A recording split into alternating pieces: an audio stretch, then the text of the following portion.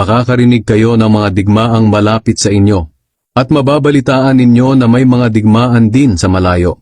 Ngunit huwag kayo matakot.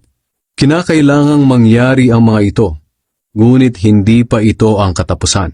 Sapagkat magdidigmaan ang mga bansa at ang mga kaharian. Magkakaroon ng tagutom at paglindol sa iba't ibang lugar. Ang lahat ng ito'y pasimula pa lang ng mga paghihirap na darating.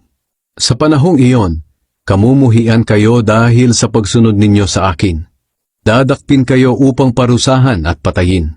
Marami ang tatalikod sa kanilang pananampalataya. Kapopootan at ipapahuli nila ang kapwa nila mananampalataya. Lilitaw ang maraming huwad na propeta, at marami ang maililigaw nila. Lalaganap ang kasamaan at dahil dito, manlalamig ang pag-ibig ng maraming mananampalataya. Ngunit ang mananatiling tapat hanggang sa wakas ay maliligtas.